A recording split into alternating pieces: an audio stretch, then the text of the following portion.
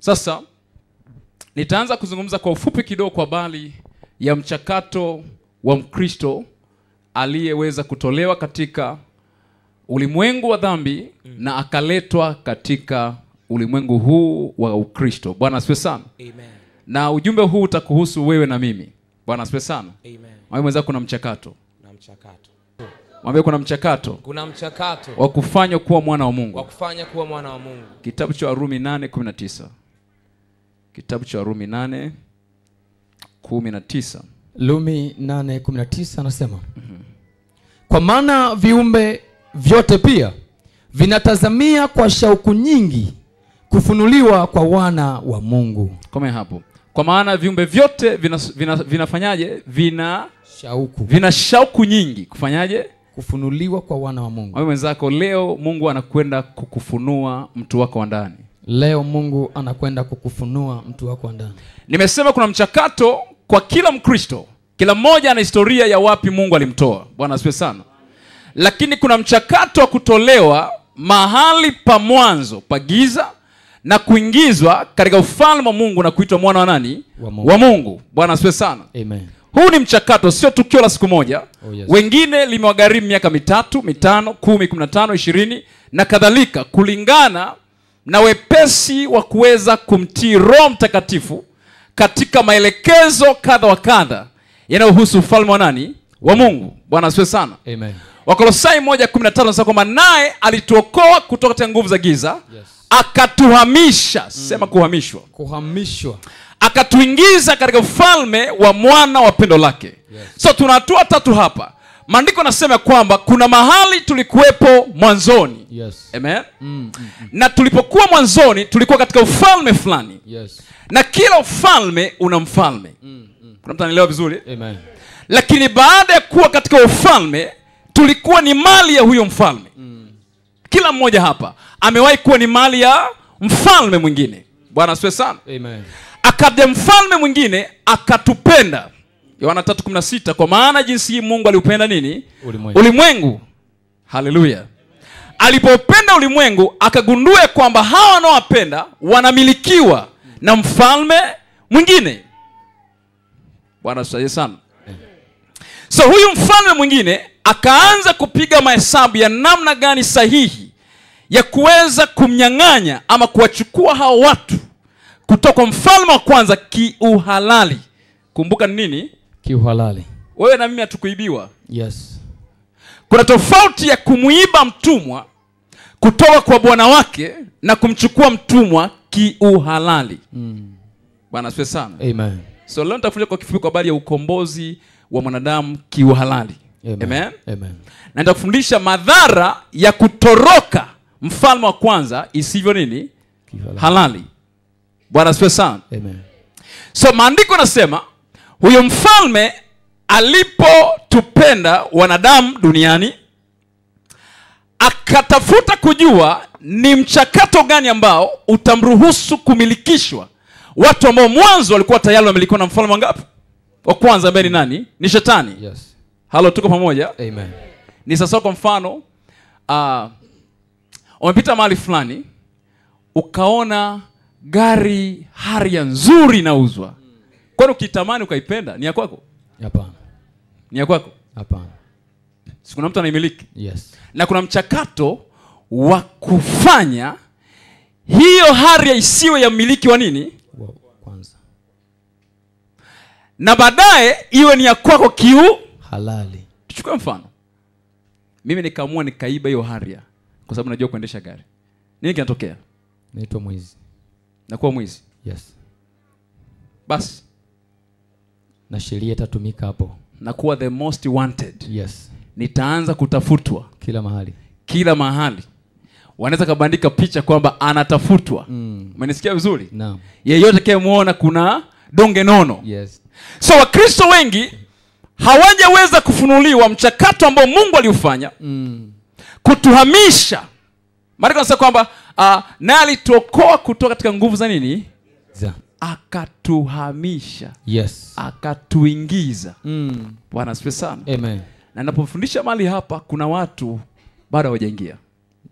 Ingawa na miaka 30 kanisani. Kabisa. kuna watu bado hawajahamishwa. Kwa mfano, Mkristo mwimbaji aliye ndani ya kanisa ambaye mpaka sasa anafanya zinaa kwa mfano, amehamishwa? Hapana. Ila mwimbaji mzuri kanisani Kabisa. Mkristo ambaye yupo kanisani kwa miaka 40 lakini bado anasengenya, amehamishwa? Hapana. Bwana asifiwe sana. Amen.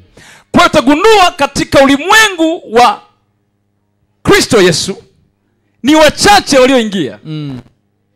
Yohana 3 anasema hivi, amini amini nakwambia, mtu asipozaliwa kwa maji na kwa roho hawezi kuona ufalme wa Mungu. Yes. Na akasema kwamba asipozaliwa mara pili hawezi kuingia.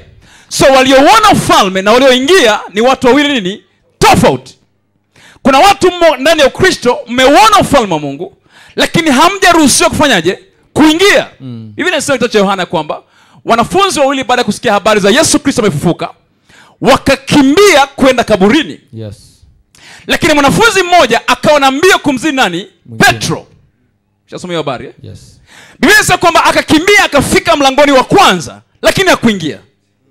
Akachungulia, akaona sana na kila kitu, lakini kuna kitu kamwambia marufuku kuingia.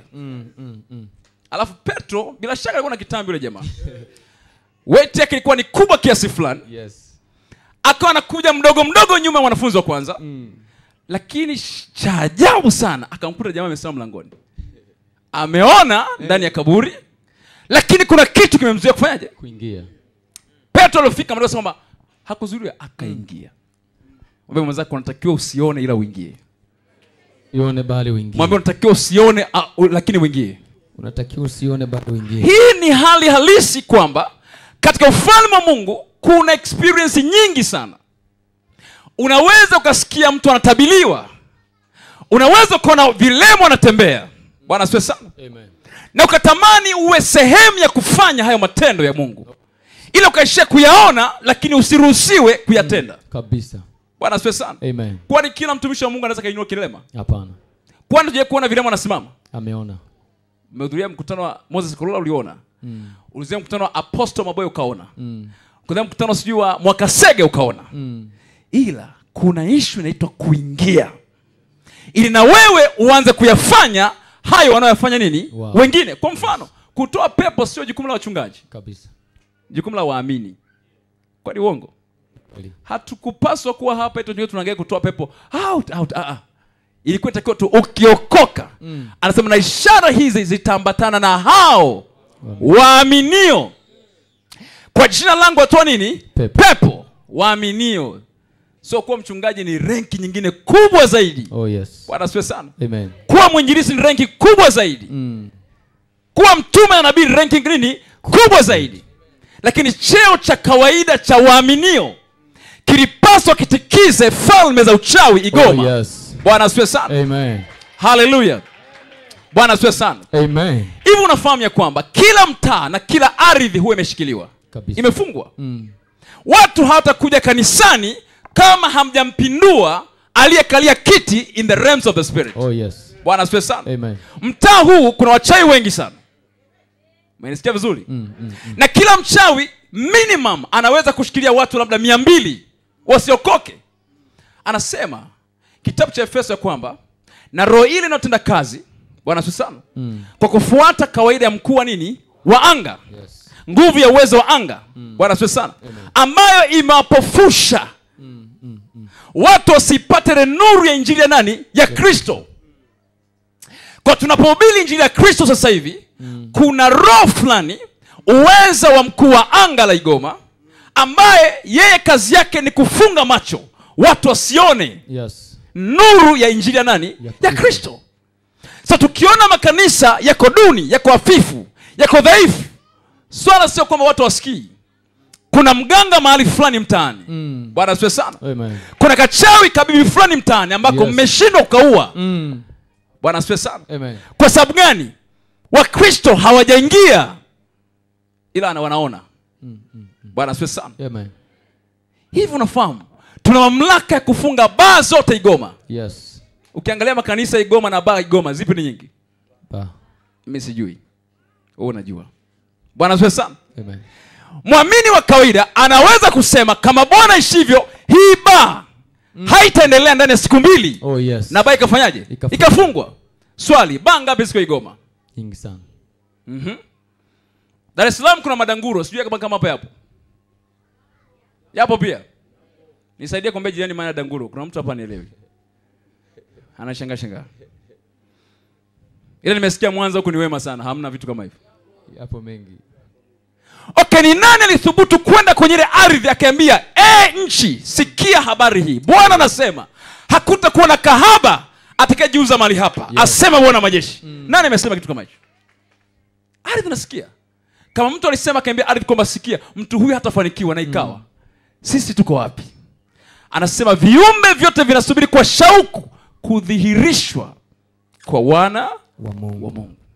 Wewe mwenzako, wewe ni mwana wa Mungu? Wewe ni mwana wa Mungu? Muulize, wewe ni mwana wa Mungu? Je, umeingia ndani ya ufalme?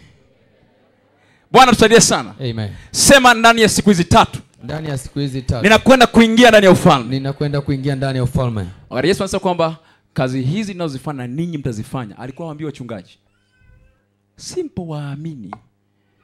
Watu wafanyaje? Waaminio. Bwana asifiwe sana.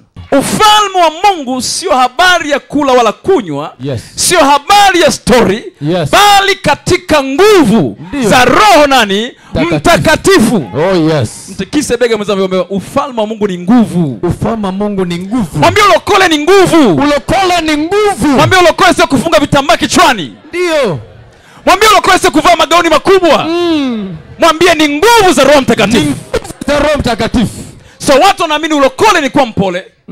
Ulokole ni kufanya mikono kama Mkatoliki. Huo sio ulokole. Kabisa. Bwana asifiwe sana. Amen. Ulokole ni uwezo wa kudhihirisha mamlaka ya Mungu duniani. Oh yes. Hallelujah. Amen.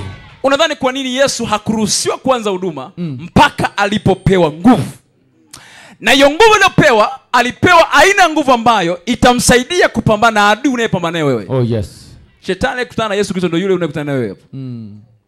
Kama amini atakuwa na kiwango cha nguvu chini ya kile cha Yesu Kristo, hajaweza kuqualify kuingia kwenye battlefield na shetani. Oh yes. Bwana asifiwe sana. Amen. Wewe mwenzako, ufalme wa Mungu ni nguvu za Mungu. Ufalme wa Mungu ni nguvu za Mungu. Hauhitaji kuwa mchungaji kuwa na nguvu za Mungu. Stefano hakuwa mchungaji. Kabisa. Hakuwa mzee wa kanisa. Hakufikia hiyo level. Alikuwa ni shemasi wa kawaida. Lakini maandiko yanasema kwamba naye Stefano aliyekuwa amejaa nini? Nguvu na uwezo. Nguvu na uwezo. Oh yes. Kuwa Mkristo, kuwa mwana wa Mungu, huwa kuna software ya nguvu za Mungu. Oh yes. Inaingizwa ndani yako. Oh yes. Bwana asifiwe sana. Amen. Ukifungua kinywa chako, ile nguvu inahudumia watu. Huo ndio Kristo. Bwana asifiwe sana. Amen. Sasa, wazungu walipokuja Afrika, wakaanza kusema habari za Ukristo na wokovu. Wakawaambia Afrika kwamba acheni mizimu, kwa sababu Afrika basically tulikuwa tuna ibada zetu za mizimu. Yes. Bwana asifiwe sana. Amen. Familia zetu kuna na chifu na vitu kama hivyo. So waliwakuta wazee wetu wakiabudu nini? Mizimu. Amen. Amen. Kwa Sukuma kulikuwa na mizimu ya nini? Ya Ngweli, Kea, si ndio? Nadhani sijasahau sana. Dakama na Sukuma, si ndio? Tulikuwa tumefundishwa vitu fulani na wazee wetu na vilikuwa vinatoa matokeo. Kama hujui, mpaka mvua wazee walikuwa naomba inafanyaje? Walikuwa mjui Yesu. Naomba turudi nyuma kidogo, mchukue mwana Malundi. Sawa? Yes. Tumchukue na Yesu wako wewe, sio Yesu wangu mimi. Unasikia vizuri eh? Alafu angalia kazi za mwana Malundi. Matokeo aliyokuwa anafanya, unaweza ukachanganyikiwa ukadhani Malundi ana nguvu kuliko Yesu wako. Kabisa. Yeye alikuwa anaweza kawaambia mti nyauka ukanyauka. Bwana asifiwe sana. Amen. Akaambia jiwe, acha rama za nyayo zangu, ikatokea. Akanyoshia mtu afe akafa. Sasa unakutana na mtu aliyekaa kwenye familia ya mwana Malundi. Akaona kazi na matokeo ya huyo mzee. Alafu anakuta kanisa hapa Mwanza, Igoma, ndio sema Yesu anaweza, Yesu ana nguvu. Then haoni matokeo. Mmenisikia vizuri? Yes. Alafu huyo mchawi anakutesti siku moja usiku wa sasa usiku wa 8. Anajaribu kukalia kidogo hivi. Na anafanikiwa. Anakukalia. Na Biblia iko mchagoni. Anakuvuna nguo, anakutoa kitandani, anakuweka mlangoni, unapigwa na mvua. Unashtuka umenyeshwa mvua. Una matope. Ataokoka? Hapana. Siulizane? Haiwezi. Wangapi mnakaliwa na wachawi? Wangapi unakuta umenyolewa nywele? Yaani mchawi ananyoa nywele yangu. Wengine wachanjwa chale. Watumishi wanaelewa kwenye huduma, wanakutana na vitu vingi, si ndio? Ndio. Mtumishi nimekuta imechanjwa chale, damu mbichi kabisa asubuhi. Alafu jamaa alikuwa haelewi kabisa kinachoendelea. Na jana usiku wa 6 amenena kwa nini? Kwa lugha. Lugha ya nani hiyo? Nataka tuanze kuelewa gharama aliyotumia Yesu kutufanya kuwa wana wa Mungu. Bwana asifiwe sana. Amen. Kwa huyo kijana huyo aliyekaa kwa mwana Malunde akamsaidia kutwanga dawa. Atakuja kanisani? Hapana. Kwa sababu gani? Kanisa halina matokeo. Sema mimi ni muamini. Kuanzia leo nitakuwa na nguvu za Mungu. Kuanzia leo nitakuwa na nguvu. Kuanzia leo nitakuwa na nguvu za Mungu. Nguvu za hapa Mungu. Mwanza kuna mwanamke mmoja anaitwa Mfalme Zumaridi. Unamfahamu? Yes. Hivi unafahamu kuna watu wameponywa pale? Kuna watu wana testimony za Mfalme Zumaridi. Ndio. Unamwambia nini? Unamtoaje pale? Eti kwa ni kweli ukiangalia kabisa unajua hili ni agent la kuzimu. Wala tuogopi. Hata kama ni mzee wa kanisa wake. Bwana asifiwe sana. Amen. Lakini nakwambia hivi, nilikuwa na kesi, ningenyongwa. Alitamka kwamba leo anakuachia, ikatokea. Unamwambia nini huyo mtu? Bwana msaidie sana. Amen. So inaonekana ufalme wa giza ni kana kwamba unatengeneza matokeo makubwa kuliko ufalme wa nani? Wa Mungu. Kitu ambacho ni uongo mtakatifu. Kabisa. Waganga hao mnaowasema kila siku wana matokeo. Sehemu moja mganga mmoja alikuwa mtu akivunjika mfupa, anafanya tu hivi mfupa unaonga. Uongo kweli? Hamjao sikia? Uwapo. Mganga anafanya namna hii, mfupa unafanyaje? Naonga. Unamwambia nini mtu ambaye alipata ajali ya gari akavunjika mguu? Sawa? Mganga akaunga nini? Mfupa. Alafu akija kwetu tunawatia moyo, Bwana atakuponya. Nothing. Unagundua kwamba walokole sasa hivi tumejifunza kuwa pia machawa. Tunajifunza kuwa na story nyingi, kazi sifuri. Kabisa. Wamesema kwamba Ukristo ni kazi. Ukristo ni kazi. Yesu alipoondoka kuambia hivi, hakuambia kwamba eti kwamba na maneno haya nayasema na nyinyi mtakuwa mnayasema. Kwa sababu naenda kwa Baba. Alisemaje? Kazi hizi. Yes. Bwana asifiwe sana. Amen. Hakuambia kwamba stari na hubiri na nyinyi mtakuwa mnaitumia kuhubiri. Alisema kazi hizi. So unapoitwa Mkristo au mfuasi wa Kristo, kuna kazi unapaswa kuzionyesha. Nimesema hii sio mchungaji. Muamini yote. Halo, tuko pamoja? Amen. Sema Bwana naomba unisaidie. Bwana naomba unisaidie. Bwana naomba unisaidie. Bwana naomba unisaidie. Nisaidie Ukristo wangu. Nisaidie Ukristo. Nisaidie wokovu wangu. Nisaidie wokovu wangu. Nisaidie Yesu. Nisaidie Yesu. Nikujue wewe vizuri sana. Nikujue wewe vizuri sana. Nitende kazi zako vizuri sana. Nitende kazi zako vizuri sana. Katika jina la Yesu. Katika jina la Yesu.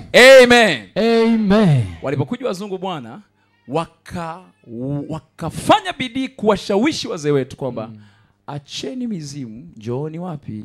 Kanisani. Kwa sababu walikuwa na uwezo na pesa, wazee wetu wakaacha tu from nowhere mizimu. Walitumikia zaidi ya miaka 2000, wakaingia wapi? Kanisani. Wakafundishwa kushika nini? Biblia. Mmenisikia vizuri? Amen. Lakini cha ajabu, baada ya kuanza kuingia kanisani walikuwa na ng'ombe 10,000, zikabaki ng'ombe 2. Nifuatie kwa makini sana. Walikuwa na matajiri, wakaanza kuwa nini? Maskini. Alafu kuna watu wanasema kwamba unajua ukiokoka, ukiwa tajiri lazima ufirisiwe kwanza na Mungu ili uanze upya. Kuna msemo kama tunawatia moyo. Alikwambia Mungu anafirisi? Bwana usaidie sana. Amen. Kinachotokea ni kwamba wazee walipoambiwa na wazungu kutoka huko walikokuwa, walitolewa kienyeji. Sema kutolewa kienyeji. Kutolewa kienyeji. Toka kwenye andiko la Kolosai 1 ngapi? 13. Bwana asifiwe sana. Amen. Walitolewa nini? Kienyeji. Kwa lugha nyingine, waliasi miungu Walitoroka. Yes. Hawakutolewa kiuhalali. Nikisema naeleweka? Yes. Ngoja nikwambie kitu kimoja uelewe. Mungu ni Mungu wa principle. Na Mungu anamheshimu mpaka Mungu mwenzake anayepigana naye. Kwa mfano, uliwahi kujiuliza kwa nini Mungu anamsisitiza Musa kwamba hakikisha Farao amekupa nini? Ruhusa. Mungu hakutaka kuwaiba wana wa Israeli kutoka Misri. Ingawa alikuwa na uwezo wa kuwaiba. Oh yes. Sio, unasikia vizuri? Kwani chanzo cha kufikisha mpigo 10 ni kosa gani? Alienda mara ya kwanza, pigo la kwanza, Musa akaenda kwamba tunaomba utupe nini? Ruhusa. Jamaa akafanyaje? Akagoma. Ikabidi waongeze nini? Muda. Na Mungu anashuhudia, anasema ndio, kama amegoma tulieni. Kwa nini? Chakato. Muulize mwenzako, eti huko duniani ulitoka tokaje rafiki yangu? Muulize, ulitoka tokaje? Huko duniani ulitoka tokaje? Wengi mlitoroka hapa. Maandiko nasema baada ya wana wa Israeli kutoka, ingawa walipewa ruhusa, bado jamaa akashtua, sasa hivi nilikuwa mpumbavu kwa ruhusa wa jamaa. Akaanza kuwafuatilia. Ndio maana baadhi ya watu wametolewa kwenye uzinzi, Misri ya uzinzi, mpaka leo unaingia kanisani unafuatiliwa. Sio, umeeleweka vizuri? Kabisa. Principle au kanuni ya Mungu ya kutoka kiuhalali ni ili huyo jamaa asiendelee kukutafuta kwamba hii ni mali yangu. Bwana asifiwe sana. Amen. Hallelujah. Amen. Sema inawezekana. Inawezekana. Kwa mfano, hii ni tablet, si ndio? Yes. Hii ni ya nani? Kwa mfano, nimechukua hivi. Alafu naweza kumwambia jamani, hii tablet yangu hii. Ni kweli? Hapana. Si unaeleweka vizuri? Yes. Sasa nakuelekeza mchakato kwa Mkristo usiye na machangamoto, utakayedhihirisha nguvu za Mungu kwenye maisha yako. Oh yes. Namba 1, kumbuka wapi ulikotoka. Kabisa. Namba 2, kumbuka ulitoka tokaje. Bwana asifiwe sana. Amen. Na katika yote utuhakikishie hukutoroka. Ulipewa ruhusa. Yes. Kwamba kwa namna hii sina madai na huyu mtu aende. Yes. Bwana asifiwe sana. Amen. Tuwe pamoja tumisha Bwana. Amen. Sasa kwa mfano nimechukua hili ili nifanye hii kwa ya kwangu, nitamuuliza ndugu yangu kwamba bwana ulinunua shilingi ngapi? Nimeipenda nini? Laptop yako. Nimeipenda hii tablet yako. Ulinunua shilingi ngapi? Ninunua bwana 800,000. Unaweza ukanisaidia nikainunua? Sawa, nikitoa nikalipa gharama. Usisahau hicho kitu Yes. Nikampa huyu jamaa laki ngapi? 800,000. Akaruhusu kwamba akaipokea 800,000. Baada ya hapo hii inakuwa ya nani? Ya kwako. Kuna exchange imefanyika. Kuna yes. hela nimempa. Huyo jamaa atanifuatia kunidai laptop ila ni tablet. Hawezi. Kwa sababu gani? Nimeilipia gharama. Yes. Kaenda kulipiwa gharama. Tutaelewa baadaye. Amen. Bwana asifiwe sana. Amen. Sasa hawazungu walipokuja, wao hawakuambia wazee wetu kwamba kuna gharama lazima ilipwe ili msipigwe na huyo Mungu wa kwanza au huyo mfalme wa kwanza. Naeleweka hapo? Yes. Bwana saidie sana. Amen. Nani amewahi kufuga ng'ombe, kuku, mbuzi? Wengi tumefuga, si ndio? Yes. Hivi unapoanza kuangalia mifugo yako, ugundua kwamba mfugo mmoja unakosekana, nyingine inatokea, naitafuta, unaanza kuitafuta. Yes. Sasa tulipokuwa katika ufalme wa giza, huyo mfalme wa kwanza alikuwa na idadi ya watu wake. Bwana asifiwe sana. Amen. Ulipokutana huyo mzungu barabarani akakuhubiria injili, ndio kapitiliza moja kwa moja, hukurudi kwa bwana wa kwanza. Ile jioni jamaa anahesabu mifugo yake, anagundua kuna ng'ombe mmoja simoni. Naeleweka vizuri Yes. Then atawaambia askari wake wote, piteni mjini, kila mahali, tafuteni ng'ombe wangu wa kijani, maana haonekani. Unakuwa the most wanted. Oh yes. Unakuwa mtu unayetafutwa na pepo wote Mwanza. Kwa sababu gani? Umetoroka. Si naeleweka vizuri? Yes. Zinabadilika picha. Kwa unajikuta hata ukienda ukajificha Nyasaka, pepo hao. Hata ukienda Igoma, hao. Unakimbia Dar es Salaam, hao. Kwa sababu gani? Shetani ametoa tangazo rohoni kwamba huyu jamaa anatafutwa. Yes. Si umenisikia vizuri? Amen. habari ya ukombozi wa mwanadamu, Yesu alifahamu principle hii na Mungu Baba alijua kanuni hii. Alipopenda ulimwengu akagundua kwamba kuna bosi anawamiliki hao watu. Alichokifanya, maandiko yanasema hivi, kitabu cha Ufunuo nasema kwamba astahili mwanakondoo aliyechinjwa kutoa utukufu na heshima, maana alimnunulia Mungu Baba watu wa kila kabila, kila rangi, kwa damu. So maandiko yanasema Yesu kuna fedha aliitoa ili atupate sisi, hakutuiba. Kama Yesu alilipa, wewe mbona unachomoka kiajabu? Kwa sababu sangesema kwamba hao nimeumba mimi. Yaani ngoja niambie, neno la Mungu akilisema linakuwa sheria mpaka kwake. Hawezi akaviolate neno lake. Bwana asifiwe sana. Amen. Aliposema nimekupa Lucifer mamlaka, hawezi kumnyang'anya mpaka kesho. Ata stop kuwa Mungu. Ndio maana Mungu akiwa anoint watumishi mpaka wanaasi, anashindwa kuwanyang'anya mpaka nguvu. Wanabaki nazo, wanafanya miujiza lakini wanaenda motoni. Kabisa. Maana karama za Mungu zina nini? Majuto. Si unaelewa vizuri? Amen. Mwezi mwanzo kwamba kuna gharama umelipa? Kuna gharama umelipa? Au umetoroka? Ama umetoroka. Rudia Kolosai 1:13 atanielewa sasa hivi. Naye alituokoa kutoka katika nguvu za nini? Za giza. Alafu akatuhamisha. Akatuingiza. Katika ufalme wa mwana wa pendo lake. Ufunuo anatuambia kumbe alilipa nini? Gharama. Alitoa hela. Bwana asifiwe sana. Amen.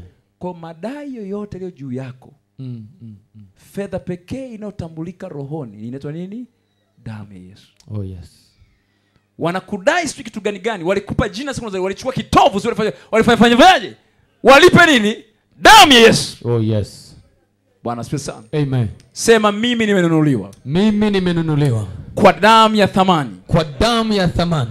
Na kwa sababu hiyo nikahamishwa, nikaingizwa kwenye ufalme wa Yesu, na sasa nitakuwa mwana kwa jina la Yesu. Sema nimefanyika kuwa mwana kwa jina la Yesu. Maandiko yanasema hata imekuwa mtu akiwa ndani ya Kristo, amekuwa kiumbe kipya. Ya kale yamepita. Neno ya kale yamepita maana kwamba madai. Bwana asifiwe sana. Amen. Ulikuwa unashikiliwa kwa sababu ulikuwa na madhambi. Unapoingizwa huko kwenye ufalme wa Mungu kiuhalali, ya kale yote yafanyaje? Yanapita. Ila ukiingia kwenye ufalme kwa shortcut, ya kale yatafanyaje? Yataendelea. Bwana asifiwe sana. Amen. Muulize mwenzako kwamba vipi, unaishi na ya kale? Vipi unaishi na ya kale? Au ya kale yameisha? Au ya kale yalisha?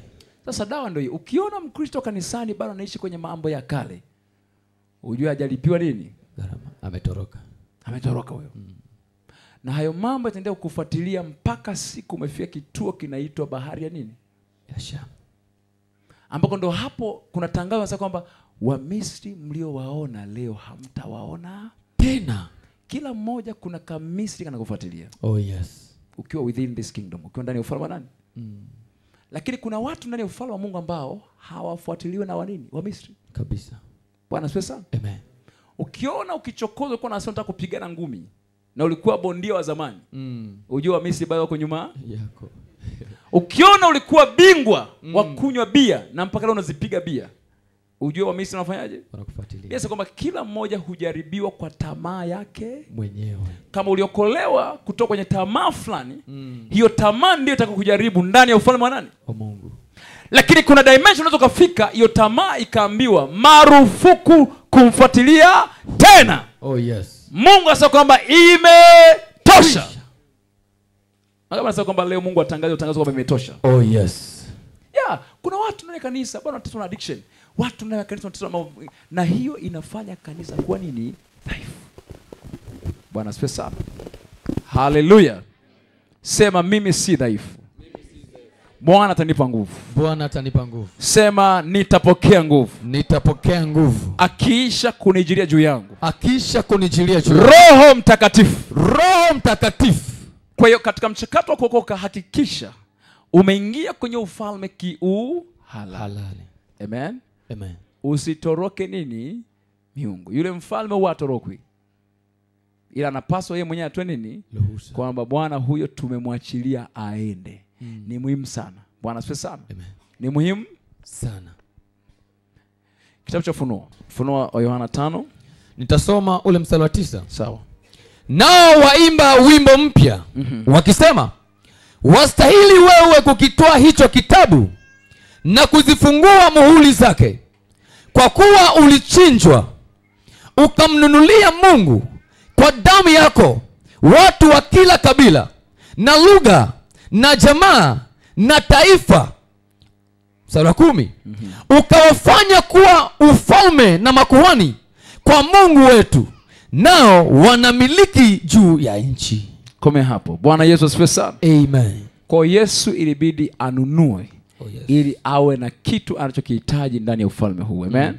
Bwana Yesu asifiwe sana. Amen. Watu wa Mungu, nisiwafiche, kila hatua tunatamani kuifikia lazima kuna gharama ya kufanyaje? Ya kulipa. Kuna watu wanaamini kwamba katika ufalme wa Mungu mambo ni bure. Hilo sio kweli. Mungu asaidie sana. Amen. Iko gharama ya kulipa. Yes. Bwana asifiwe sana. Amen. Yako masoko ya kiroho ambayo unaweza ukanunua vitu unaovihitaji ndani ya ufalme huu. Oh, yes. Na katika hayo masoko ya kiroho iko fedha ya kiroho ambayo unaweza ukaitoa ikaonekana kuwa ni fedha ya nini? Ya kiroho, ukapata chochote unachokihitaji. Amen. Amen. Bwana asifiwe sana. Amen. Kwa hiyo kama tuliwahi kuwa kwa bosi mwingine na mwingine akaja akatutoa akatuhamisha akatuingiza kwenye ufalme mwingine wa pili. Bwana asifiwe sana. Amen. Then kuna mambo ya kufanya katika ufalme huyu bosi wangapi? Wa pili. Nimeongelea mwanzo habari za bosi wa kwanza na masharti yake na umiliki wake na namna kichotokea akanyang'anywa akapokonywa mateka yake. Amen. Efeso anasemaje? Naye alipopaa juu alifanyaje? Alichukua mateka. Alafu akafanyaje? Hagawa nini? Nisome mtu hilo andiko. Nitasoma Efeso 4:11. Sawa. Tanzia ule Nitanzia mstari wa 9. Ndio. Anasema basi neno hilo alipaa maana yake nini? Kama sio kusema kwamba yeye naye alishuka mpaka pande zilizo chini za nchi. Naye alishuka, naye aliyeshuka ndiye yeye aliyepaa juu sana kupita mbingu zote, ili avijaze vitu vyote. Naye alitoa wengine kuwa mitume, na wengine kuwa manabii, na wengine kuwa wainjilisti, na wengine kuwa wachungaji na walimu. Wow. Bwana asifiwe sana. Amen. Sema nitatoa mateka na mimi. Nitatoa mateka na mimi. Sasa kuna watu ambao ni wanadamu mpaka leo ni mateka wanaopaswa kuja kanisani. Halo, tuko pamoja Ila mpaka leo nini? Ni mateka. Tuko pamoja tumisha Bwana. Kuna fedha za Wakristo bado ziko nini? Mateka. Kabisa. Kuna andiko nasema kwamba nitawapa hazina za wapi? Kuna mtu hapo ulipaswa kuwa mtu mkuu sana, lakini huo ukuu wako umekamatwa kwa nini? Mateka. Kila mtaa wako watu ambao wanaitwa wanamiliki viti. Kabisa. Kila mtaa una kiti cha mtaa. Bwana asifiwe sana. Na kuna makuhani wa giza wamekalia kiti cha nini? Cha mtaa. Nikupe story fupi sana. Mimi Dar es Salaam, mimi nimeteseka kwenye huduma sana, nimeteseka sana sana sana, ila watu wengi hawajui. Amen. Nimeteseka sana sana, na katika kuteseka huko nilikuwa kuna jambo silijui. Mmenisikia vizuri? Amen. Hakuna kipande cha ardhi hata square mita 1 ambacho hakijawahi kumilikiwa na Mungu wa nchi. Unafahamu kuna Mungu wa nchi? Yes. Unamfahamu yupo? Ufalme wa giza unatenda kazi kama jeshi la Tanzania. Kuna jeshi la ardhi, kuna jeshi la maji, na jeshi la wapi? Anga. Kadhalika mfumo wake wameiga huko hivyo hivyo. Bwana asifiwe sana. Amen. Tunafahamu tukisema jeshi la anga, ufalme wa giza una mkuu wa anga, wengi mnafahamu. Yes. Si ndio? Tumesoma hivyo sana sana sana. Nisomee Efeso 2 mstari wa kwanza, mtu wa Mungu. Efeso 2 mstari wa kwanza. Usikize vizuri hapo. Efeso 2:1 anasema, nanyi mlikuwa wafu kwa sababu ya makosa na dhambi zenu. Sawa? Ambazo mliziendea zamani kwa kuifuata kawaida ya ulimwengu huu. Na kwa kumfuata mfalme wa uwezo wa anga. Tunaambiwa tumewahi kumfuata mfalme wa uwezo wa nini? Wa anga. So hiyo ni nguvu inatenda kazi kwa nini? Anga. Kwani hapa mna anga? lipo. Mnisikia vizuri eh? Yes. Yeremia.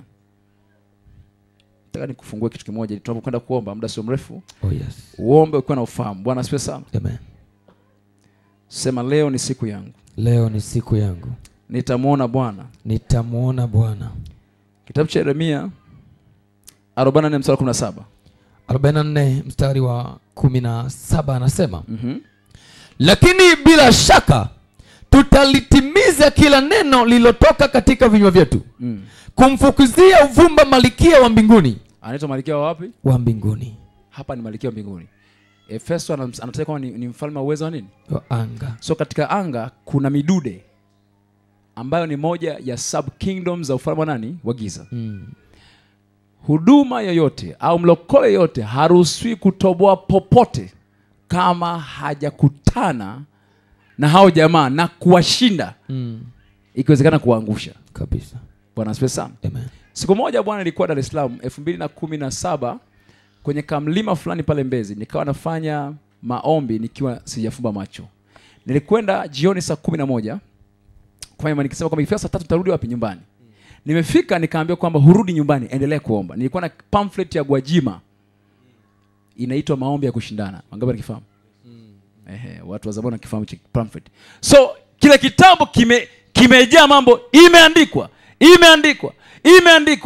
So nikawa narudia maneno, nina hasira hapo, huduma imegoma. Mmenisikia mtumishi? Yes. Halafu Mungu anipa promise za kutosha, lakini sioni hata moja. Ninarusha moyo wa sababu niliwahi mimi kufunga mwani nikamwambia Mungu asante kwa kunidanganya. Ulishafikia level kama hiyo? Unaambia Mungu asante kwa kunidanganya. Unafikiri mchezo wewe? Yaani wakati ananiita alinipa ahadi kede. Unasikia mtumishi? Akaniambia acha, hutaajiriwa serikalini. Akapromise mambo kibao. Si nikajiingiza kwenye huduma mtumishi. Baada ya kusikia nini? Ahadi za Mungu. Oh yes. Ilifika leo nasema asante kwa kunidanganya. Ulishafikia level kama hiyo? Usicheze kabisa. Umenisikia rafiki yangu? So niko pale naomba, na kipambe kama maombi ya kushindana. Nimefika kama saa 7 hivi usiku. Niko mwenyewe pale giza totoro, nikasikia sauti inasema kwamba unafanya nini hapa? Sijalala rafiki yangu. Umenisikia vizuri eh? Nikageuka hivi. Inasema unafanya nini hapa? Na ile sauti inaditaja kwamba mimi ni Dar es Salaam. Umenisikia vizuri eh? Unafikiri Dar es Salaam ni eneo? Ni mtu, ni roho. Unafikiri Igoma ni eneo? Bwana usaidie sana. Amen. Mtaa unaitwaje huu? Maswa Magharibi. Maswa Magharibi. Kwa majani ya magharibi. Utajua kwa nini waliita Maswa Magharibi. Twende taratibu tu. Mnasikia vizuri eh? Oh yes. Sio eneo, kuna lijitu linaitwa Limaswa Magharibi. Mmenisikia mtumishi? Nikajitambulisha kwamba mimi ni Dar es Salaam, unafanya nini hapa? Ghafla hofu ikaniingia. Lakini nakumbuka basi nilikuwa napiga hapa imeandikwa. Nilikuwa napiga maombi hapa, alafu nilikuwa katika maombi yangu nilikuwa nataka ni ukunje Dar es Salaam. Nikasema Dar es Salaam submit kwa Mungu. Achia huduma yangu. Bwana asifiwe sana. Jamaa likasema hivyo. Ila ningeisha saa 3 lisingezema, ningeondoka zangu tu. Kwa unagundua kuna wakati tunaomba, tunakaribia kumgusa jamaa. Tunarudi kwanza tunaanza kula viazi. Ameshasikia Mungu. Tunaenda mfungo siku 3-4, ukifikia kama unataka kufa hivyo unasema mama fulani chemsha chai haraka hapo. Haraka sana. Uji huyu nataka uji. Haraka tumbo linaniuma. Kumbe ungeenda siku 3 zingine pale. Angesema mpaka aseme. Mnasikia rafiki yangu? Oh yes. Na hiyo inafika level ambapo unakutana na mwenyekiti wa hili eneo. Watumishi, kanisa sio maigizo. Hapa tunapofungua watu sio mibiwa nyota, sio maigizo. Kuna wasimamizi wa watu. Oh yes.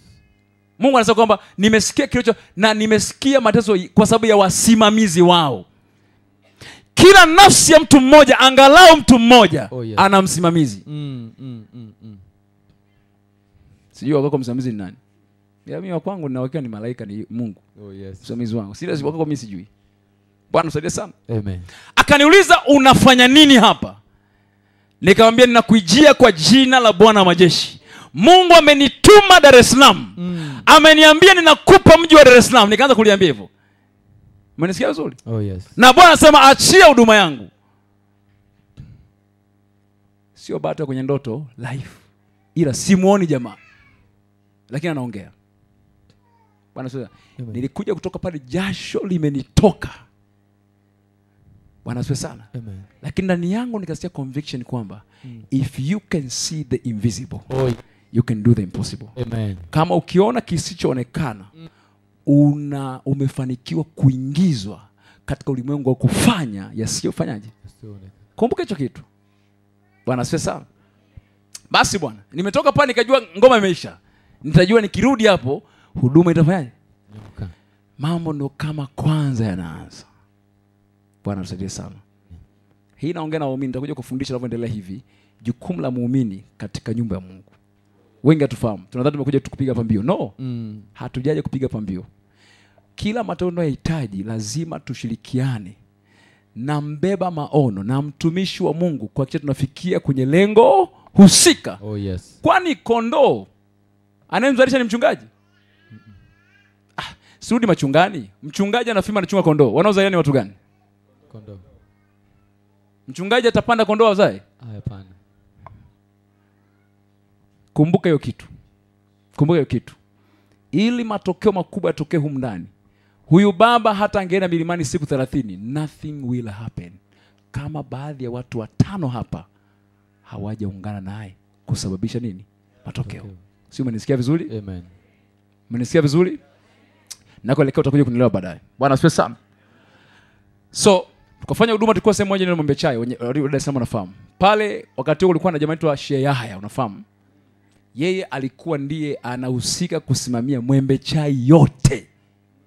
Hakuna kanisa lilikuwa na stawi pale Mwembe Chai, rafiki yangu. Ila Katoliki wanastawi, Mennonite wanastawi, ila atokee mlokole mwenye kunena kwa lugha, utakomaa mpaka utakimbia. Mmenisikia mtumishi wa Bwana? Kama uliingia na pikipiki, utauza pikipiki, utauza mpaka koti. Baada hapo unarudi wapi? Narudi mbele, unasema naona nilikosea, sikusikia vizuri. Mmenisikia vizuri? Sasa vyuma vikaendelea kufanyaje? Kukaza. Wewe nisikize vizuri tu ushuhuda. Amen. Sijakaa sawa, tukaandikiwa barua kutoka serikalini kwamba tunajenga yale magorofa. Yanaitwaje yale magorofa yale? Ni nini? NSSF ni vitu gani vile? Nyumba za kupangisha ambazo za serikali zinaitwaje? National House. Ziko pale Mwembe Chai kama unazifahamu. Zile National Housing zile pale. Sisi tulifanya huduma kabla hazijajengwa. Tukamwambia kwa tunawaomba muhame. Bwana asifiwe sana. Amen. Ila wakati huo tumekuwa famous sana pale Mwembe Chai pale. Amen. Tukapewa barua na serikali tukahama. Tulivyohama tukakaa mwaka mzima tumekosa eneo la Dar es Salaam. Ni rahisi kupata nyumba ya kupanga, ila sio sehemu ya kanisa. Uliza wachungaji watakwambia. Kabisa. Paka wenye viti wa mtaa wanagoma. Na ndio maana wengi wakitaka kwenda kununua eneo hawasemi tunataka kujenga kanisa, wanakaa kimya kwanza. Wakisikia tu kanisa, ile eneo la msikiti linapatikana kwa urahisi sana, ila sio eneo la kanisa. Kwa sababu gani? Moja ajenda ambao wachawi wamepewa ni kutoruhusu makanisa katika mtaa uliopewa kusimamia. Kwa sababu mkiwa kwenye mkesha hapa Ijumaa, mnapiga mkesha hapa, mnazuia njia za watu kwa ngani. Kabisa. Hakuna Hakuna mchawi anakatizaga watu kufanya maombi. So nani anapenda asiruke? Nani anapenda asiruke? Mungu atusaidie sana. Amen. Ili mambo yao yaendelee, nafanyaje? Zuia. So mpaka kwa watendaji, unakuta mtendaji ni mchawi, mwenyekiti wa mtaa mchawi, unakwenda usalini nesi naye ni mchawi. So wamepandikiza watu wao huko ili control mifumo. Bwana asifiwe sana. Amen. Na walokole wapendi kuwa viongozi. Ndio shida inaanzia hapo. Bwana asifiwe sana. Kwa hiyo tukaondoka. Nikawaambia washirika wote kwamba jamani, nendeni makanisa mengine. Mimi nimekosa nini? Eneo la huduma. Nikaanza 2021 nikaenda kwa mzee wangu wa kiroho aliyeniordeni kwenye huduma Ngorongoro. Bwana asifiwe sana. Nilienda nimekata tamaa mimi na mke wangu. Nimeshaka na mke wangu, niambia kwamba ninaondoka Dar es Salaam, ninakwenda kusikojulikana. Unafahamu kusikojulikana? Bwana asifiwe sana. Amen. Ila hapo ukinichokoza ninaona kama vile nani, kama tai. Upako umejaa mpaka nasikia naungua. Nimekaa ndani mwaka mzima, sijaenda kanisa la mtu yeyote. Sijatoka ndani, na kaga ndani nalia machozi tu. Bwana asifiwe sana. Nasoma Biblia mafunuo mpaka nataka kunipasua kichwa. Nafunga Biblia. Nikaenda Ngorongoro. Na wakati huo tulikuwa tunapata mtoto kwa miaka mingapi? 4. Bwana asifiwe sana. Amen. ukiwa hujapata mtoto kwenye ndoa, isikie kwa mwingine tu. Unisikia rafiki yangu Ni kitu kingine hicho rafiki yangu. Kabisa. Wewe sikiaga tu mtu unasikia mama anatafuta mtoto, wewe sikiaga kwa mwingine tu usikupate. Umenisikia? Kwa sababu unajua shida ya ndoa na kuoana huko watumishi wa Bwana ni kwamba yani mpaka kuna watu wengine ambao hata hawajui mnakula nini, wanakuuliza, "Vipi? Umepata mimba?" Unajua jamaa vipi huyu? Mbona anatuchanga tuko na amani? Amani imeshaingia, mtu anakuuliza kwamba vipi? Ameshakuja? Amekuja nani sasa? Unashangaa mzee Bupipia apiga simu, "Vipi mwanangu?" Ameshakuja? Sasa mzee utulie, unaongeza mambo gani? Bwana asifiwe sana. Amen. Kuna kuta mpaka watu mtani wanafuatilia vitu ambavyo haviwahusu. Alafu nakereka. Sema jamani, kwa shatengeneza na mke wangu tuna amani. Anafuatilia kitu gani? Bwana asifiwe sana. Amen. Kwa nikasema kwanza Mungu hajanipa mtoto. Hivi Mungu vipi huyu? Alafu sasa kachachi nikigusa tu mtu tasa hivi. Kesho matokeo. Umenisikia vizuri? Watumishi wanapita yao. Bwana asifiwe sana. Amen. Kwa nikaenda kumwambia yule mzee ya kwamba wewe ndio uliniagiza kwamba niingie mji wapi? Wa Dar es Salaam. So ninahisi ulisikia vibaya. Nimekuja ukabidhi nini? Vijiti vyote. Sitaki utumishi. Nikafunga safari nikaenda Ngorongoro mimi na mke wangu. Wakati wa sikujua kwamba kulikuwa na nguvu inayopigana na kanisa na huduma isiendelee. Bwana asifiwe sana. Amen. Nilipofika yule mzee, sijakaa naye, yule mzee aliponiona alianza kulia sana. Hakuongea na mimi, akafungasha virago, akapanda mlimani. Bwana asifiwe sana. Amen. Na mimi bahati nzuri na baba asema mwombaji mzuri sana. Wow. Ambaye akikwambia naenda kukuombea yani anakwenda kukuombea siku 3 kavu. Sio mababa kwenye TV anakuambia I pray for you son. Nakuombea. Wakati anakula ugali na viazi. Bwana asifiwe sana. So mzee akalia machozi akaenda kupanda mlima akaomba. Alivyorudi akaongea na mimi tena. Akamwambia mke wangu, Mungu ananiambia mume wako amekata tamaa na huduma. Mke wangu akamwambia ni kweli. Na anataka kukimbia huduma. Mungu anasema ni kweli wewe muita.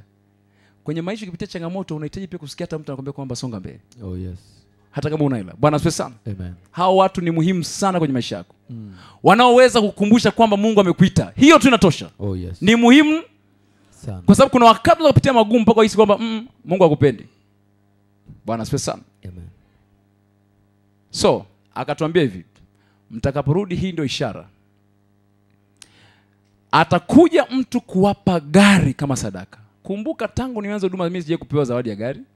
Unajua ni level kubwa kupewa gari Yes. Gari, nikasema mzee vipi anaota ni? Gari. Mimi sijawahi kupewa sadaka ya gari. Ananiambia kwamba hii ndio ishara kwamba umeitwa na Mungu. Na ikitokea ishara, Mungu anasema usiache nini? Huduma. Na akaniambia mtakaporudi wakati wa pili hamtakuja wawili, mtakuja watatu. Maana anatabiri kwamba mtapata mtoto. Umesikia vitu kama hivyo? Mimi nikachukua diary yangu nikaandika. Na sikuandika kitu positive, niandika kitu negative. Nikaandika hivi. Mungu umesikia, nikamwambia Mungu kwamba hii ndio mara yangu ya mwisho kukanyaga Ngorongoro. Kwa sababu nabii wako amesema hivi, tutakuja wangapi? Watatu. So as long as tutaendelea kuwa wawili, siruhusiwi kuja Ngorongoro tukiwa wangapi? Wawili. Umesikia? Nikaandika nayo dada mpaka leo. Si amesema hamtakuja wawili. Maana yake nini? Ni marufuku kuja kumkia wawili. Yes. Na mimi nimekoma miaka mingapi? 4 tuko wawili. Nikasema hii ndio mara yangu ya mwisho kurudi wapi? Ngorongoro. Yaani mtu anapitia machangamoto anawaza mabaya kila wakati. Na huyo ni mtumishi wa Mungu anayekuhubiri hapa. Oh yes. Bwana asifiwe sana. Amen. Nikarudi Dar es Salaam. Nilikuwa napigiwa simu na watu kufanya huduma, nawaambia tafadhali mtafute mtumishi mwingine. Mimi siwezi kuombea. Nilikuwa nishasusia nini? Kazi ya Mungu na huduma. Mama mmoja akainsist sana akasema ninamwamini Mungu wako, nimepewa shuhuda zako. Nikamwambia naomba tuombe siku 3, tukaomba siku 5, nikamwambia isipotokea achana na mimi. Umenisikia? Watumishi wachache wanafanya vitu kama hivyo. Watumishi hata kama jambo limemshinda na koma nao tu. Mimi nimwambia kwamba tunaomba nawe siku ngapi? 3. Tutafanya marathon prayer kwa siku ngapi? 3. Kila saa 12 jioni nipigie simu. Huyo mama alikuwa Uingereza. Bwana asifiwe sana. Amen. Na amekuja kwangu anasema kwamba anaidai serikali pesa nyingi sana. Amekwenda South Africa kwa Alf Lukao, ngapi namfahamu? Yes. Amekwenda kule akatoa na mahela mengi, hela zikurudi. Nikamwambia sasa unaenda kwa Alf Lukao mkubwa kuliko mimi, ameshindwa. Mimi nitaweza? Nikamwambia wewe mama vipi? Akawa na imani. Nikamwambia tunafanya maombi siku ngapi? 3. Mambo yasipotokea achana na nikamwambia ondoka kimya kimya. Tuzitafutane. Yaani ukiona tu hata imefika ngoma haijatiki, tuachane kimya. So tukafanya mambo hili. Fika siku ya pili, nikashangaa simu inapigwa, yule mama anapiga makelele. Serikali imempa hela zake zote. Na from nowhere nikasikia anasema hivi. Ninasikia Mungu ananiambia nikupe gari. Umenisikia mtumishi? Oh yes. Ndio mara ya kwanza mimi napewa nini? Kagari. Nikakumbuka mzee aliniambia hii ndio ishara. Mtu anakupa nini? Gari. Kuna mtu ananipata lakini. Oh yes. So moyo wa hudumu ukaanza kufanyaje? Kurudi. Ila nilikuwa nishatandikwa na hawa jamaa wanaomiliki nini? Maeneo. Bwana asifiwe sana. Amen. Mungu atusaidie sana. Amen.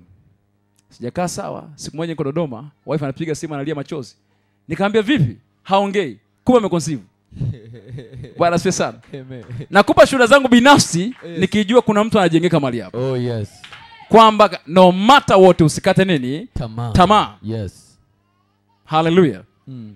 Washindi wote walijaribu kukata tamaa zaidi ya mara 1000 lakini wakakomaa.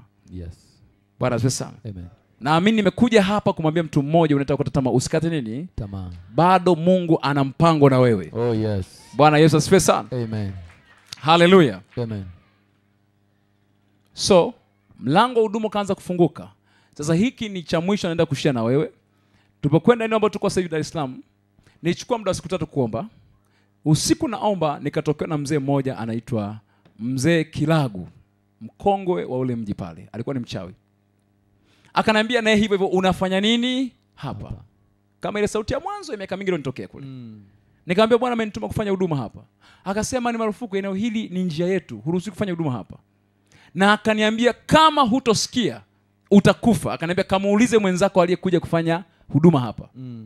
Yule pastor alikimbia. Kwa miaka 3 anafanya huduma, alikuwa na washirika 6 tu. Mmenisikia mtumishi wa Bwana? Nataka nikwambie kwamba kuna azuiai. Oh yes. Nataka tujue hicho picha, sawa? Rohoni kuna azuiai. Asipopigwa huyu azuiai, hatuwezi kupata matokeo katika kazi ya Mungu tunafanyaje? Tunayapata. So leo tunapoendelea kwa hii nitakufundisha majukumu ya Mkristo anapokuwa ndani ya familia nini? Ya kimungu. Na mmoja ni kuomba. Kuomba dhidi ya roho itendayo kazi katika anga na ardhi la mahali pa nini? Pa kanisa. Oh yes. Ndio maana tuna mikesha Ijumaa. Bwana asifiwe sana. Amen. Sasa nikamwambia yule mzee kwamba kwa sababu aliyenituma ni Mungu na umeniambia habari ya kufa, nikamwambia una siku 3 tu za kuishi. Mmenisikia mtumishi wa Bwana? Oh yes. Ufalme wa Mungu is all about mamlaka. Amen. Na mamlaka huwa tuyaseme tuko tumejificha chumbani, yaseme wazi wazi. Yaani wakusanye wananzengo, waambie kuna mchawi atakufa ndani ya siku 7. Oh yes. Ili akifa wakumbuke ulichokisema. Si wanasema chumbani kwako akifa na atajua. Bwana asifiwe sana. Amen. Nikamwambia yule mchawi kwamba una siku 3 za kufanyaje? Ya kuishi. Nimeamka asubuhi nikatafuta walinzi shirikishi, nikamwambia ni kuna mtu anaitwa Mzee Kilagu mnamfahamu? Wakasema ndio. Wakashtuka. Wakasema unamtaka wa nini? Nikamwambia naomba unipeleke nyumbani kwake. Akasema mimi siwezi kupeleka. Nikamwambia kwa nini? Akasema kwamba hakuna naye ambaye apende maisha yake. So wanamfahamu yule mzee ni ndo kingunge wa mtaa. Sasa kama yupo Dar es Salaam nadhani hapa yupo. Yupo. Mimi natabiri tu utakuja kujua baadaye. Oh yes. Bwana asifiwe sana. Amen. Nikamuomba sana, nikamwambia basi nionyeshe tu anakaa wapi. Nilikuwa nasikia msiku wangu ndani yangu. Akaniambia sawa, mimi nitakuonyesha lakini sitaki kufika pale. Hapo ni Msewe Golani hapo. So tukatembea, ametangulia mbele. Amefika mahali, akaniambia mchungaji. Nikamwambia vipi? Angalia kulia. Yeye ameangalia hivi, hata kugeuka. Akaniambia unaona kule? Wapi? Pale kuna mti ule pale, unaona pale hivi? Nikamwambia kuna hivi, hapo ndo hapo. Akageuka yeye akafanya kiasi ambacho mpaka wananzengo wanaogopa hata kufika pale. Ndio jamaa ameniambia kwamba utafanyaje? Utakufa. Unadhani usipokuwa makini unafanyaje? Unakufa kweli? Kufa kweli. Kwa unafikiri wanachungaji hawajafa? Wamekufa kweli. Washirika wamekufa makanisani wengi sana kwa sababu ya uchawi. Nikaenda pale, ilikuwa ni asubuhi. Kumbuka nishampiga usiku. Lakini nikaenda kuthibitisha mwilini. Ni muhimu sana. Jambo hutokea na kutimia likifanywa mara ngapi? Mara 2. Kumbuka hicho kitu. Yes. Ukiona mfano mimi niko hapa na ubiri, nilishakuja hapa rohoni kabla mjaniona leo. Oh yes. Ndio maana niko hapa. Amen. Ningeona sijaje hapa, wala nisingekuambia tumishi, ningetumia hekima tu, bwana wife kidogo kwa amebanwa, naomba tufanye wakati mwingine. Bwana asifiwe sana. Ikaisha hivyo hivyo. So nikajua kwa sababu nimeshalitandika rohoni, inabidi niende nini? Mwilini. Ndio maana mchawi kushindwa rohoni anakuja wapi? Mwilini. So nikafika nikagonga ule mlango. Akafungua ule mzee, yule usiku. Macho mekundu kama ni kitu gani? Nikamwambia Bwana amenituma nikukumbushe tena kama nilivyokuambia jana. Nikamwambia wewe ndio ulinitokea jana usiku. Umenisikia sasa? Ukristo sio kunywa uji. Ukristo ni ujasiri. Na hata unafikia karibu na kufa. Bwana asifiwe sana. Amen. Nikamwambia kwamba Mungu amenituma nikwambie. Imetosha kuwafunga watu wa mtaa huu. Nikamwambia hivyo. Na una siku 3 tu za kuishi. Nikamwambia hivyo. Kumbuka hiyo statement, anaweza kushtaki mahakamani, wamtishia kufa. Ila mimi sikujua kama kuna sheria duniani. Sawa? Nikamwambia una siku 3 zafanyaje? Kwa sababu nikisema hivi tunaelewana. Sina ni kiumbe cha kiroho. Oh yes. Tunaelewana tunavyoongea, tunaelewana. Bwana asifiwe sana. Nikamwambia kama ndani ya siku 3 hautakusanya mikoba yako na kuja kutupu, hakika utafanyaje? Utakufa. Nikachukua mavumbi ya ardhi kwenye ule mlango wake. Kuna kitu kinaitwa nini? Signs and token. Oh yes. Matendo ya imani. Matendo ya imani ni muhimu sana kuliko maombi yako. Bwana asifiwe sana. Amen. Mungu atupe nafasi tuwaje kufunza siku moja. Oh yes. Matendo ya imani, unaweza kuomba vizuri kwa matendo ya imani kuliko kunena kwa lugha. Kwa mfano unazunguka Yeriko mara ngapi? Mara 7. Upo kimya tu. Unaomba vizuri sana. Nikamwambia kama ilivyo kwa mavumbi ya ardhi haya niliyoshika. Amen. Yes. Kama ninavyotupa kwenye hili bonde, ndivyo ambavyo watu watakuja siku ya 3 kuchukua miguu yako na kwenda kuzika. Nikamalizia sema Bwana majeshi. Nikaondoka zangu. Oh yes. Bwana asifiwe sana. Amen. Kumbuka ule mtaa hakuna kanisa, uchawi ni mwingi, watu hawajai kanisani. Pastor alikuwa akifika kuhubiri na kukuta kinyesi madhabahuni, imagine, Jumapili na mlangoni pale. Bwana asifiwe sana. Amen. So, mimi nikasahau nikaenda zangu nyumbani. Nimerudi siku ya 3 na kuja kufanya maombi, nakuta umati mkubwa wa watu. Vipi? Sasa ile habari yule jamaa mlinishirikishi alikuwa ameshaisambaza wapi? Mtaani. Kama kuna kachungaji bwana kadogo kamekuja, kamemuulizia mzee Kilago. Wakaniambia bwana mzee Kilago amefanyaje? Amekufa. Baada ya kule mzee Kilago amekufa, habari zikaenea kwamba kuna kachungaji kamemuua mzee anaitwa nani? Yule mama aliyekuwa amenipangisha pale naye alikuwa amepata hiyo taarifa, naye akaeneza nini? Ushuhuda. Nakwambia baada hicho kifo huduma ikafanyaje? Ikafunguka. Watu wakana kuja kutoka mbali. Oh yes. Sio unaelewa vizuri? Amen. Watu wakana furika mahali pale kwa sababu mzee Kilago amefanyaje? Amekufa. Sasa imagine huyu ni mchawi mngapi? Mmoja. Alikuwa amezuia kazi ya Mungu kwa miaka mingapi? Mingi. Watu wengi walizuilika. Unadhani hakuna zuiaye? Yupo. Unatamani ufanikiwe lakini ufanikiwe. Wewe kama unajua au hujui, jua kuna azuiaye. Oh yes. Hata kama unamuona hujamuona, elewa yupo nini? Azuiaye. Nataka uombe, sema kwa jina la Yesu. Leo nimegundua iko roho inayozuia maisha yangu. Yuko azuiaye kuongezeka kwangu. Yeyote yule katika huduma yangu, katika uchumi wangu, katika ndoa yangu, anayehusika kuwa azuiaye, sema achia maisha yangu. Achia maisha yangu. Achia hatua zangu. Achia mikono yangu. Achia macho yangu. Katika jina la Yesu. Hebu piga mikono uanze kuomba nione kama umeelewa. Ongea na huyo azuiaye. I don't know yuko mashariki, yuko magharibi, yuko nyumbani kwenu unakotokea, kijiji cha mama yako ama cha baba yako, ama yuko kwenye nyumba ya kupanga. Yes. Mondoe. Mwambie ninakuijilia kwa jina la Bwana majeshi. Mwambie nimegundua iko roho inayozuia kuendelea kwangu, kuvuka kwangu, katika jina la Yesu. Leo ninakujia kwa jina la Bwana majeshi. Bwana anasema anamuondoa katika ardhi, anamuondoa katika anga, anamondoa kwenye maisha yako kwa jina la Yesu Kristo. Ninaona huduma zilizozuia zinakwenda kuchipua tena. Naona ndoa zilizovunjika zinakwenda kurejea tena.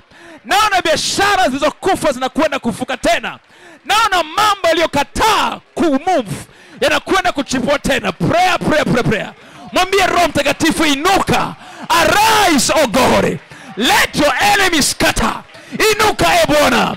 Maadui zako waanguke katika ardhi walioshikilia, katika anga walioshikilia, katika maeneo waliofunga, wanaanguka. Wachawi wanaanguka, vibuyu vyao vinapasuka, ngome zao zinaanguka, mikataba yao inafutika kwa damu ya Yesu Kristo. Angusha kila ngome, angusha kila usultani, angusha kila ngome ambayo imesimama juu ya mtaa katika anga la mahali hapa kwa jina la Yesu Kristo. Huyo mwenyekiti aliyekabidhiwa kiti, akalie kiti cha mtaa, kiti cha eneo, kiti cha wilaya, anapinduliwa kwa jina la Yesu Kristo. Anapinduliwa kwa jina la Yesu Kristo. Repasakata shateteteska remomoska paata veriekesia taba shaka paatoska rekapa asokapa rekosata yada shemondoyo abosia. Endelea kuomba. The more you pray, viko vitu vinaachia siku ya leo. Yako mambo yanaachia kazi yako. Maandiko yanasema ingawa tunaendelea katika mwili, lakini hatufanyi vita kwa jinsi ya mwili, maana silaha zetu zina nguvu hata kuangusha ngome. Maneno yako yana nguvu, yanaangusha ngome zinaanguka, ngome. Hakuna atakaye kuja kusaidia kuangusha ngome zako. Hayupo atakaye kusaidia kukimiza mchawi huyo. Hayupo atakaye kusaidia kukuangushia ngome, wala sio mchungaji wako. Angusha hizo ngome. Angusha ngome walioshika huduma yako, walioshika huduma yako, walioshika uchumi wako, walioshika ngome yote, walioshika maisha yako. Wanaachia hao wachawi, hao waganga, hao majini, wanaachia kwa jina la Yesu, kwa jina la Yesu. Rekapasa kataya shaka papa repa sokotiaba shatotosa berakatayaba sheka paskapa. Sema kwa jina la Yesu, kila nguvu za giza wanaotumia asili yangu nilikozaliwa, sema out. Now, shika kitofu chako kama ishara ya sosi au ishara kozaliwa. Sema kila nguvu za giza waliotumia hata kitovu changu nilipokuwa nimeunganishwa na mama, sema achia maisha yangu, achia maisha yangu. Sema anguka, ondoka. Prayer. Omba dhidi ya kila asili kutokea. Ninaona watu wanachiliwa, yako mambo yanachiliwa kwenye maisha yako. Viko vile vinakimbia kuanzia leo, viloshika mambo katika maisha yako. Uchumi wako unafunguliwa right now katika jina la Yesu. Angusha kwa jina la Yesu. Angusha. Ninaona wanaanguka. Vinaanguka.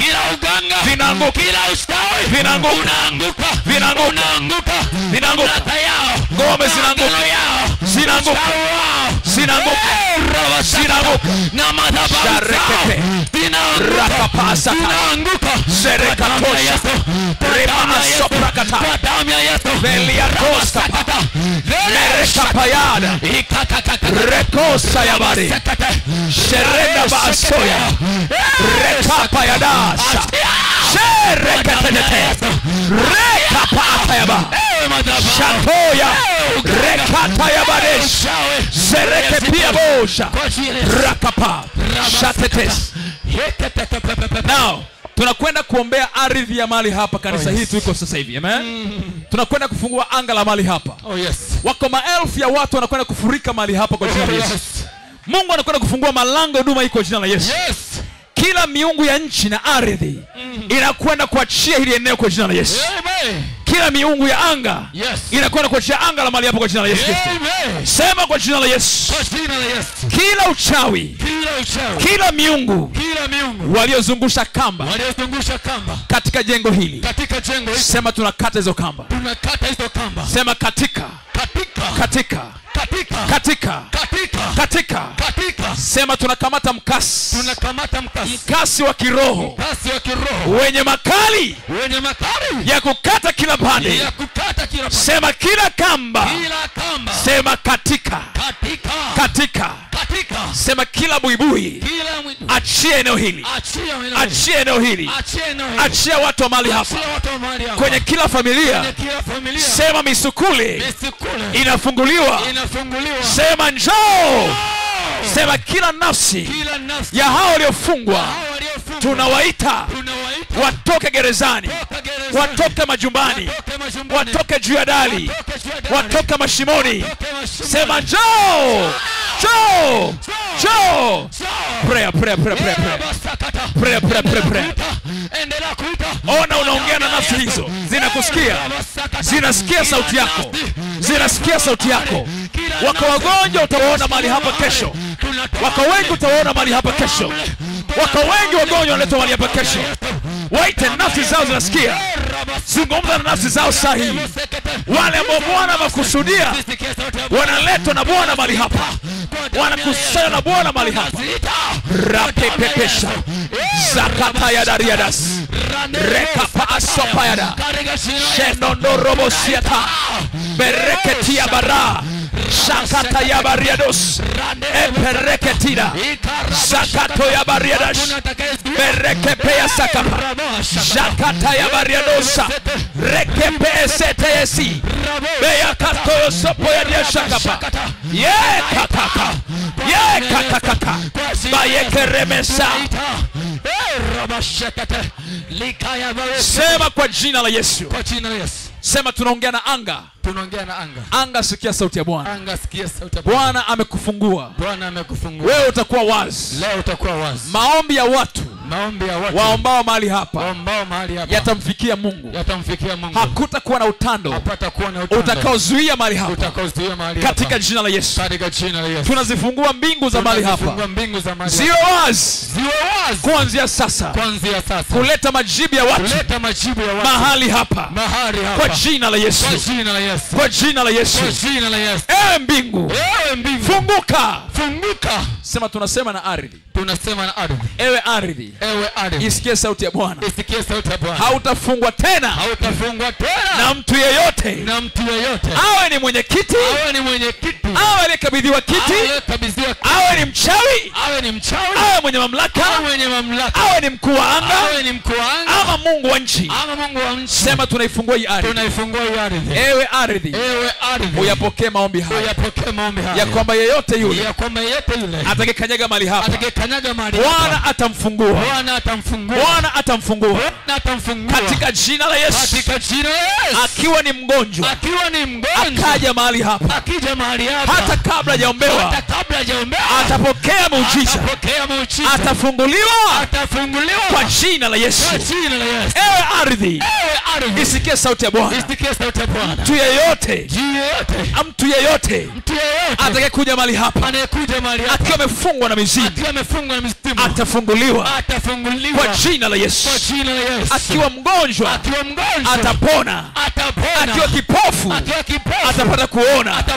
Akiwa kiziwi atapata kusikia kwa jina la Yesu Kristo. Shangilia Bwana Yesu kwa makofi. Hallelujah. Ongeza makofi. Ongeza makofi. Ongeza makofi.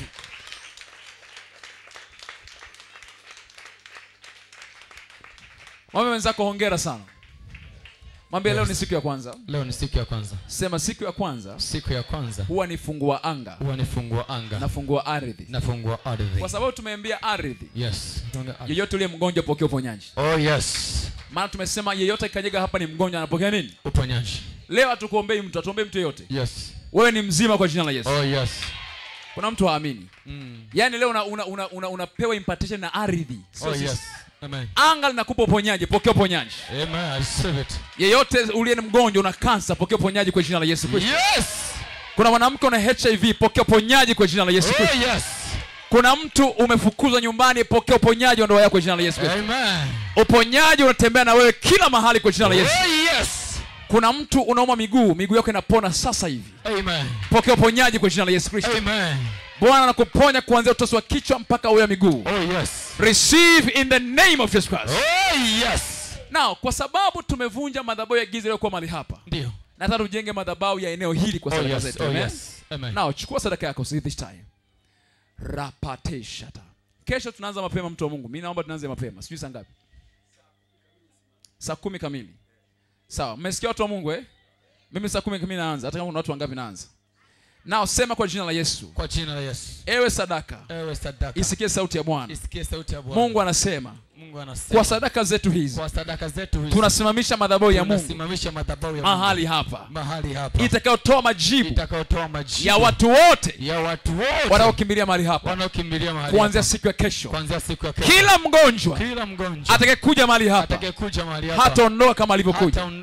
Kwa jina la Yesu. Kwa jina la Yesu. Akija akiwa maskini, Bwana atampa neema ya fedha. Bwana atampa neema kwa jina la Yesu Kristo. Kwa jina la Yesu Kristo. Amen. Amen. Kima mtolee Bwana sadaka yako. Oh, yes. Kwa haraka. Wakati huo kiongozi ibada, karibu sana. Mungu akubariki sana.